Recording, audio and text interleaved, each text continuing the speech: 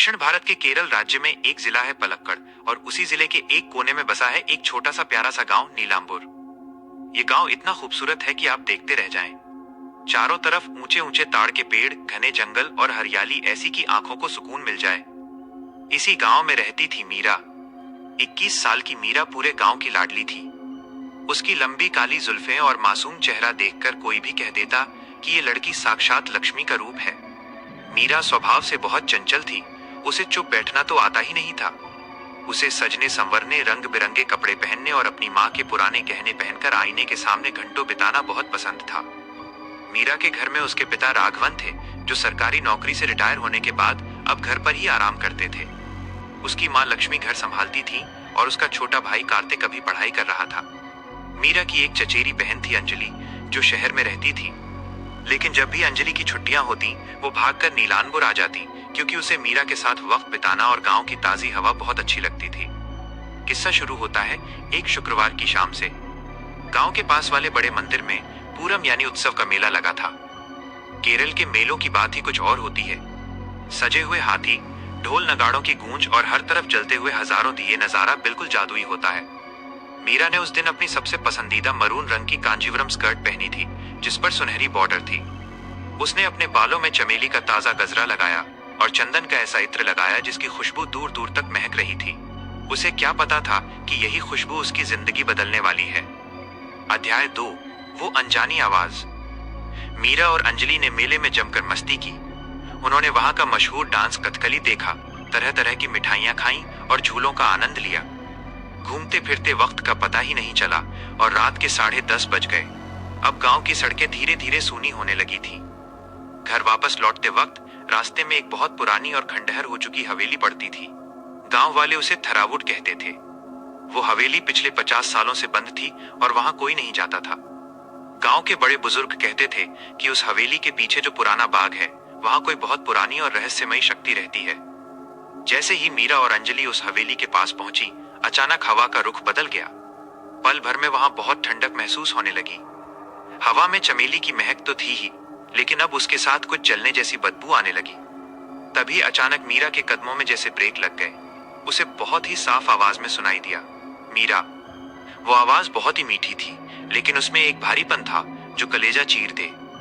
मीरा झटके से पीछे मुड़ी। वहां कोई नहीं था, बस घना अंधेरा था। अंजलि बुरी तरह घबरा गई। उसने पूछा, क्या हुआ मीरा? तू ऐसे क्यों रुक गई? मीरा बोली, अंजलि, किसी ने मेरा नाम पुकारा है। बहुत पास से आवाज आई है। अंजलि ने मीरा का हाथ कसके पकड़ा और कहा, कोई नहीं है यहाँ, चुपचाप चल। माँ कहती है कि रात के वक्त इन पुरानी जगहों पर अगर कोई पुकारे तो जवाब नहीं देना चाहिए। जल्दी चल घर। लेकिन मीरा की चंचलता उसके डर पर भारी पड़ गई। उसने अंधेरे की तरफ मुंह किया और जोर से चिल्लाई, कौन है? क्या कोई है वहां? अंजलि का तो जैसे दम ही निकल गया। मीरा यही नहीं रुकी। उसने फिर से पीछे मुड़कर देखा। उसे लगा कि झाड़ियों के पीछे कोई सफेद सा साया हिला है। वो जोर से हंसने लगी और अंजलि का मजाक उड़ाते हुए बोली, अंजलि, तू तो बहुत डरपोक है। ये सब पुरानी बातें हैं जो दादी नानी सुनाती थी। तुझे सच में लगता है कि आज के जमाने में भी कोई भूत प्रेत या यक्षिणी होती है? अभी मीरा के मुंह से ये शब्द निकले ही थे कि अचानक एक बहुत तेज और ठंडी हवा का झोंका आया। मीरा को लगा जैसे कोई बर्फीली चीज उसके शरीर के आर पार निकल गई हो। उसकी आंखों के सामने अंधेरा छा गया, सिर घूमने लगा और वो धड़ाम से सड़क पर गिरकर बेहोश हो गई। अगले दिन जब मीरा की आंख खुली तो वो अपने घर के बिस्तर पर थी। उसके मम्मी पापा बहुत डरे हुए थे। मीरा ने कहा कि शायद थकान की वजह से उसे चक्कर आ गए होंगे। लेकिन उस दिन के बाद मीरा वो मीरा रही ही नहीं जिसे सब जानते थे। उसकी आंखों की वो चमक गायब हो गई थी। उसका चेहरा पीला और सूखा हुआ सा लगने लगा था। आंखों के नीचे गहरे काले घेरे बन गए थे। एक हफ्ते के अंदर मीरा पूरी तरह बदल गई। जो लड़की सारा दिन चहकती रहती थी, अब वो घंटों अपने कमरे में अंधेरे में बैठी रहती। उसे अब आईने से प्यार हो गया था। वह घंटों आईने के सामने बैठकर अपने बाल संवारती और खुद से ही बातें करती रहती। एक रात की बात है, अंजलि जो मीरा के साथ ही कमरे में सो रही थी, उसकी नींद अचानक किसी आवाज से खुल गई। उसने देखा कि मीरा अपने बिस्तर पर नहीं है। कमरे की खिड़की खुली थी और बाहर से किसी के फुसफुसाने की आवाज आ रही थी। अंजलि ने डरते डरते खिड़की से बाहर झांका तो जो देखा उसे देखकर उसकी रूह कांप गई। मीरा आंगन में लगे उस विशाल बरगद के पेड़ के नीचे खड़ी थी। वहां कोई दूसरा इंसान नहीं था। फिर भी मीरा ऐसे बात कर रही थी जैसे कोई उसके बिल्कुल सामने खड़ा हो। वो अचानक से बहुत जोर से हंसी। वो हंसी मीरा की बिल्कुल नहीं थी, वो बहुत भारी और डरावनी आवाज थी। अंजलि भागकर मीरा के पापा राघवन को जगाने गई। जब पूरा परिवार टॉर्च लेकर बाहर निकला तो मीरा वहां नहीं थी। वे उसे ढूंढते हुए उसी पुरानी हवेली की तरफ भागे। हवेली के एक कमरे का दरवाजा खुला था। जब वे अंदर घुसे तो सबकी चीख निकल गई। मीरा जमीन से करीब 4 फीट ऊपर हवा में तैर रही थी। उसके बाल पूरी तरह खुले हुए थे और फर्श तक लटक रहे थे। उसके होंठ बिल्कुल नीले काले पड़ चुके थे। राघवन हिम्मत जुटाकर चिल्लाए, मीरा नीचे आजा बेटा। तभी मीरा ने अपना सिर धीरे धीरे घुमाया, बिल्कुल वैसे जैसे किसी गुड़िया का सिर घूमता है।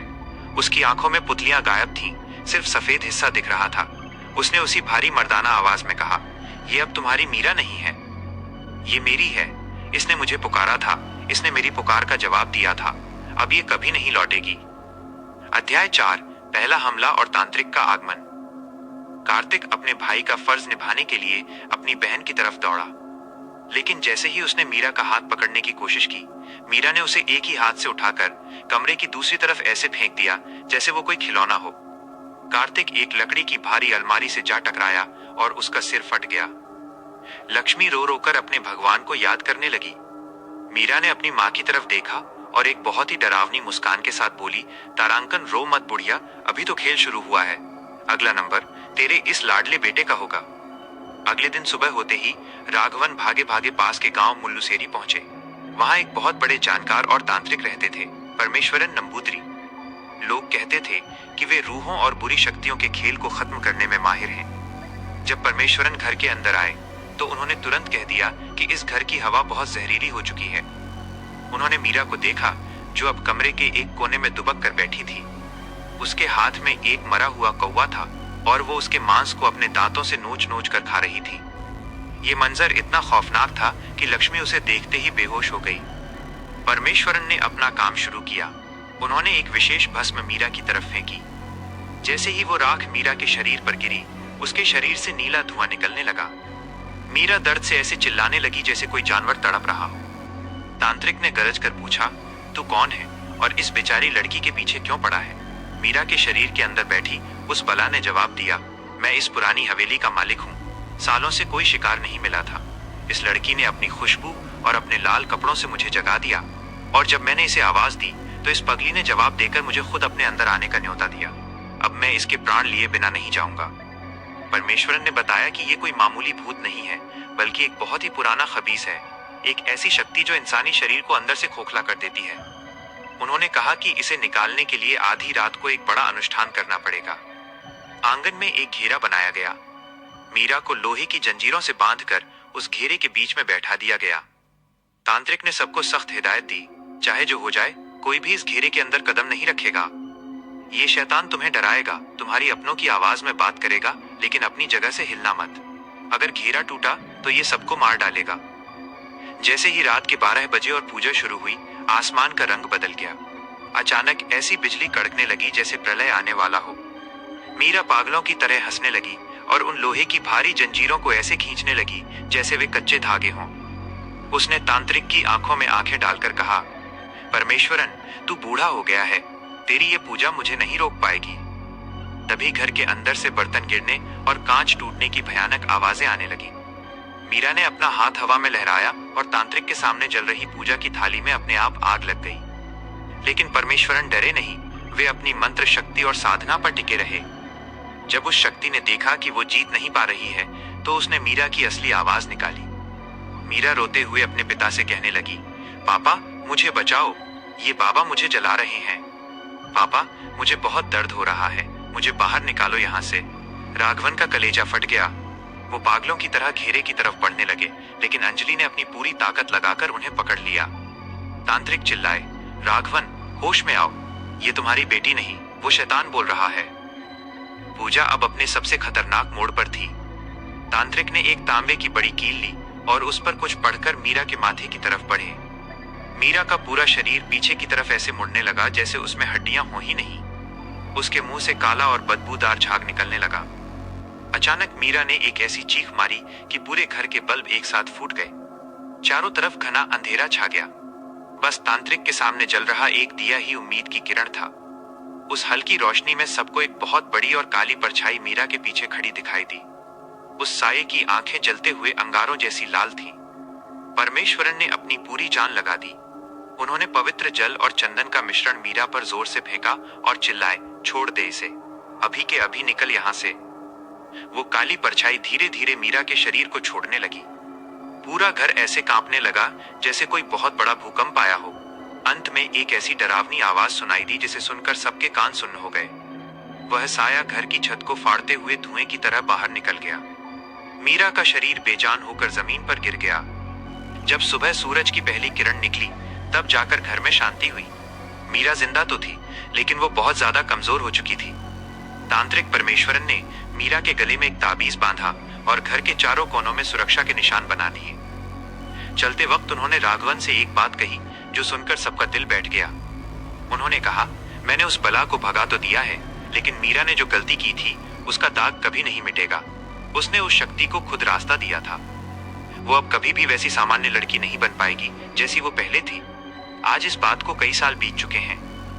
नीलांबर के उस घर में आज भी शाम होने के बाद कोई जोर से बात नहीं करता। मीरा अब 25 साल की हो गई है। वो दिखने में तो ठीक लगती है, लेकिन वह अक्सर घंटों तक दीवार को एकटक निहारती रहती है। कभी कभी आधी रात को उसे आज भी वही मीठी आवाज सुनाई देती है, मीरा। लेकिन अब मीरा कभी पीछे मुड़कर नहीं देखती। उसे अपनी गलती की कीमत पता चल चुकी है। कहानी बस सुनने के लिए नहीं होती, इसमें एक चेतावनी छिपी है। हमारी बोलचाल की भाषा में बुजुर्ग हमेशा कहते हैं कि शाम ढलने के बाद, खासकर सुनसान रास्तों और खंडहरों के पास, बहुत ज्यादा सज धज कर या तेज खुशबू लगाकर नहीं जाना चाहिए। और अगर कोई अनजानी आवाज आपका नाम पुकारे तो पलटकर जवाब देने की गलती कभी ना करें। आप नहीं जानते कि उस पुकार के पीछे कौन सी दुनिया की ताकत खड़ी है।